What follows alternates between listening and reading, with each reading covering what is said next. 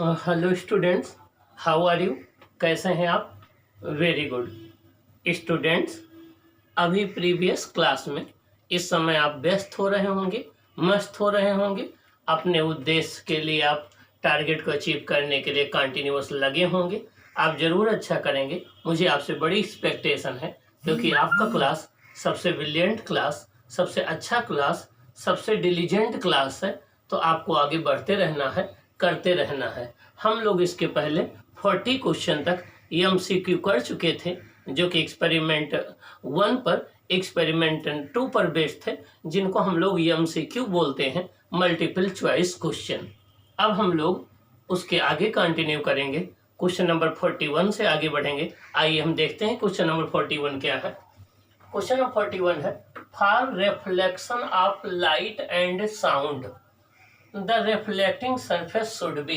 कह रहे हैं कि साउंड और लाइट और साउंड के रिफ्लेक्शन के लिए रिफ्लेक्टिंग सरफेस कैसा होना चाहिए। तो देखिए, लाइट के लिए तो रिफ्लेक्टिंग सरफेस स्मूथ और पॉलिश्ड होना चाहिए, लेकिन साउंड के लिए ऐसी कोई कंडीशन नहीं है। साउंड का रिफ्लेक्शन रफ सरफेस से भी होता है, स्मूथ सरफेस से भी होता है। उसके लिए कोई जरूरी नहीं है कि वो स्मूथ सरफेस ही हो। नंबर एक बात। दूसरी बात, लाइट दोनों सरफेस से रिफ्लेक्ट होती है, स्मूथ सरफेस से भी, रफ सरफेस से। जब वो स्मूथ सरफेस से रिफ्लेक्ट होगी तो उसका रेगुलर रिफ्लेक्शन होगा, जब वो रफ सरफेस से रिफ्लेक्ट होगी तो इररेगुलर रिफ्लेक्शन होगा। तो रिफ्लेक्शन दोनों सरफेस से होता है।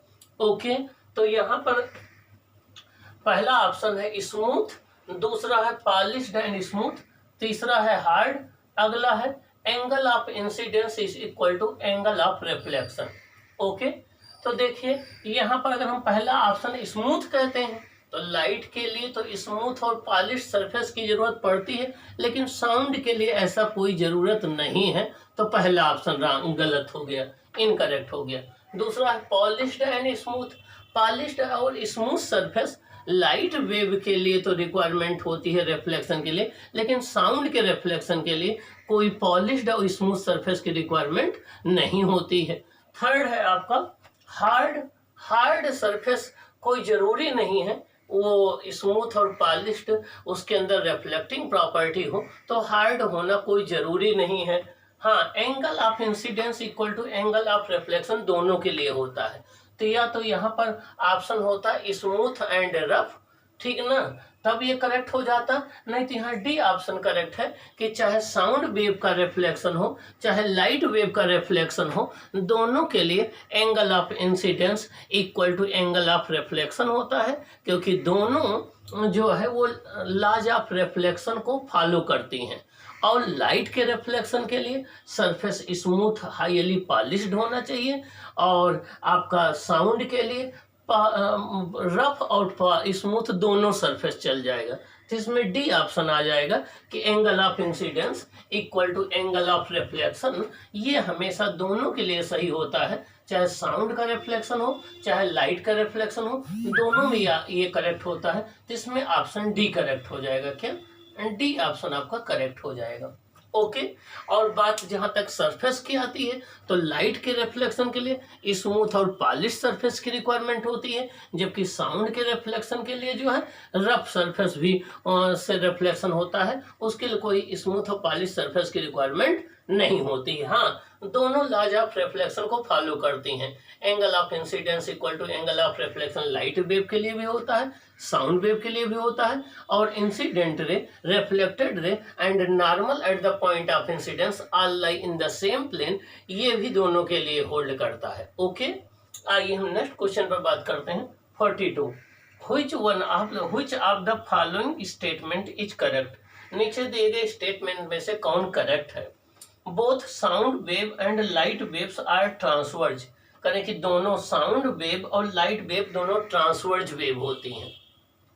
अब क्वेश्चन ये उठता है कि ट्रांसवर्ज वेव क्या है। मैंने बताया था कि वे वेव्स जिनमें मीडियम के पार्टिकल वेव के चलने के परपेंडिकुलर ऑसिलेट करते हैं उन्हें हम ट्रांसवर्ज वेव कहते हैं, और जितनी इलेक्ट्रोमैग्नेटिक वेव होती हैं ये सब की सब ट्रांसवर्ज वेव होती हैं। जितनी इलेक्ट्रोमैग्नेटिक वेव होती हैं ये सब की सब ट्रांसवर्ज वेव होती हैं। ओके, तो आपकी लाइट वेव तो ट्रांसवर्ज वेव है, लेकिन साउंड वेव ये लॉन्गिट्यूडिनल वेव है। जब साउंड वेव प्रोपोगेट करती है किसी मीडियम में, तो मीडियम के पार्टिकल जो है साउंड वेव के चलने के परपेंडिकुलर ऑसिलेट करते हैं। Okay, B option, both sound wave and light waves are longitudinal, दोनों की दोनों लॉन्गिट्यूडनल है, ये भी गलत है। साउंड वेव जो होती हैं वो आपकी लॉन्गिट्यूडनल होती हैं, और जो आपकी लाइट वेव होती हैं वो ट्रांसवर्ज होती हैं।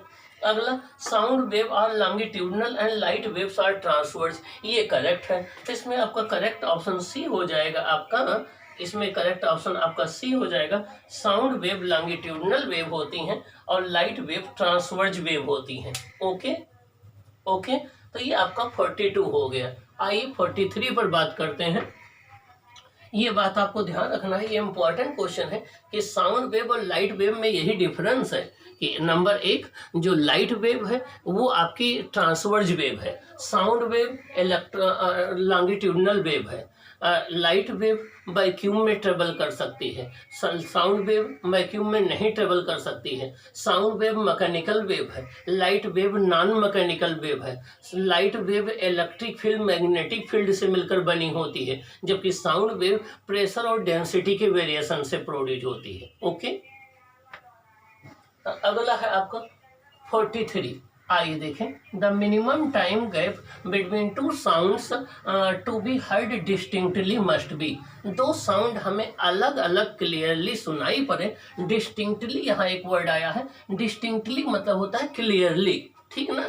तो दो साउंड हमें क्लियर सुनाई पड़े, इसके लिए उनके बीच में टाइम डिफरेंस या टाइम की गैपिंग 0.1 सेकेंड होनी चाहिए, जिसको हम परजिस्टेंस ऑफ हियरिंग बोलते हैं। मीन्स जब भी कोई साउंड हमारे ईयर पर पड़ती है तो उसका इफेक्ट हमारे ब्रेन पर 0.1 सेकेंड तक रहता है। अगर 0.1 सेकेंड के पहले कोई साउंड आ जाएगी तो हमें क्लियर नहीं सुनाई पड़ेगी, लेकिन अगर 0.1 सेकेंड के बाद आएगी तो वो क्लियरली सुनाई पड़ेगी। इसे बोलते हैं परजिस्टेंस ऑफ हियरिंग। तो इसका ऑप्शन ए करेक्ट हो जाएगा। Question number 44, which of the following statement is correct, नीचे दिए गए स्टेटमेंट में कौन सा करेक्ट है। यहाँ पर हमें पल्स की डिफिनेशन बतानी है।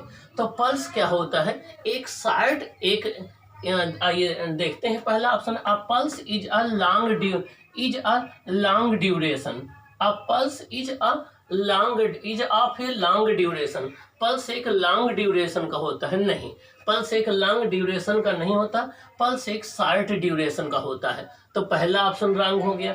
अ pulse is a sudden disturbance of A short duration, pulse जो होता है एक सडन डिस्टर्बेंस होता है जो कि एक शॉर्ट का ड्यूरेशन का होता है। तो पल्स में दो बातें होती हैं, एक तो ये सडन डिस्टर्बेंस होता है और दूसरी ये शॉर्ट ड्यूरेशन का होता है। क्या होता है, शॉर्ट ड्यूरेशन का होता है।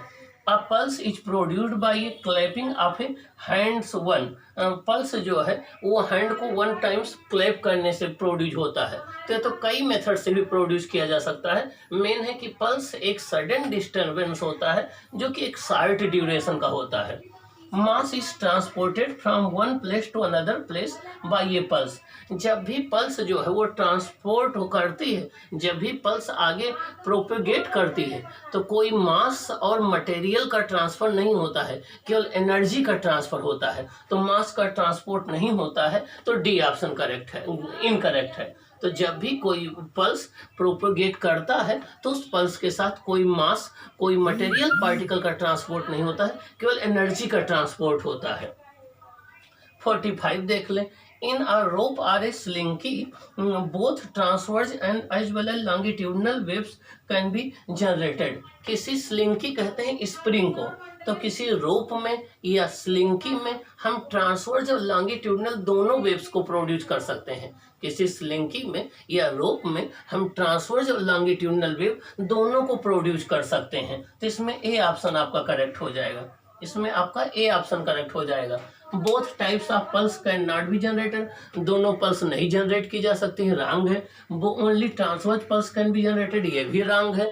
ट्रांसवर्स और लॉन्गिट्यूडनल दोनों पल्स प्रोड्यूस की जा सकती हैं, only longitudinal pulse can be generated, ये भी इनकरेक्ट है। तो आपका केवल ए ऑप्शन करेक्ट है। कोई रोप है या स्ट्रिंग है या आपकी स्लिंकी है, उसमें हम ट्रांसवर्स और लॉन्गिट्यूडनल दोनों पल्स को प्रोड्यूस कर सकते हैं। क्वेश्चन नंबर आइए 46 देते हैं। If air in a room is warmed up the speed of sound in it increases, पहला option, decreases, remains the same, fluctuate. हमने डिस्कस किया था इसके पहले क्लास में कि जब भी टेम्परेचर इंक्रीज कर देते हैं तो साउंड की स्पीड इंक्रीज हो जाती है। तो जब आप किसी रूम में एयर को वार्म अप कर देंगे तो साउंड की स्पीड इंक्रीज कर जाएगी, तो यहाँ हो जाएगा इंक्रीजेज। इसका रीजन मैंने आपको बताया था कि जब टेम्परेचर इंक्रीज हो जाता है तो साउंड एयर एक्सपेंड हो जाती है, एक्सपेंड होने से उसका वॉल्यूम इंक्रीज कर जाता है, डेंसिटी डिक्रीज हो जाती है और स्पीड ऑफ साउंड जो है डेंसिटी के स्क्वायर रूट के इनवर्सली प्रोपोर्शनल में है, तो स्पीड इंक्रीज कर जाती है। Question number 47. When we say that sound travels in air at a speed of 332 we mean that, जब हम ये कहते हैं कि साउंड 332 मीटर पर सेकंड से चलती है, इसका ये मतलब हुआ, इसका ये मतलब नहीं हुआ कि sound source 330 metre per second से चलता है। इसका ये भी नहीं मतलब हुआ कि एयर 330 मीटर पर सेकंड से चलती है। इसका सिंपली मतलब ये हुआ कि जो डिस्टरबेंस है या एनर्जी जो है साउंड वेव की, वो 332 मीटर पर सेकंड से ट्रेवल करता है। तो पहला ऑप्शन है air moves with the speed of 332 metre per second, ये रॉन्ग है। Source of sound moves with 332 metre per second, ये रॉन्ग है। आपका the listener moves with the speed of 332 metre per second, गलत है। Air does not move forward with sound wave but it is the disturbance that moves with the speed of 332 metre per second. तो जब भी हम कहते हैं कि sound wave की स्पीड 332 मीटर पर सेकंड है 0 डिग्री सेंटीग्रेड पर, उसका ये मतलब हुआ कि साउंड वेव के साथ एयर तो मूव नहीं करती है, एयर के पार्टिकल नहीं मूव करते हैं, केवल जो डिस्टरबेंस है या एनर्जी है वो 332 मीटर पर सेकंड से मूव करती है। ना तो साउंड सोर्स मूव करता है, ना लिसनर मूव करता है, ना एयर मूव करती है, केवल डिस्टरबेंस मूव करता है और एनर्जी मूव करती है। तो इसका आपका डी ऑप्शन करेक्ट हो जाएगा आपका, और इसमें आपका ए ऑप्शन करेक्ट हो जाएगा। ये रहा 47 क्वेश्चन तक। अब हम इसके आगे 48, 49, 50 देखेंगे। ओके, आपको इसको अच्छे से करना है, फिर चैनल को सब्सक्राइब करना है, जहाँ ना समझ में उसको आपको अच्छे से पूछना है। ओके।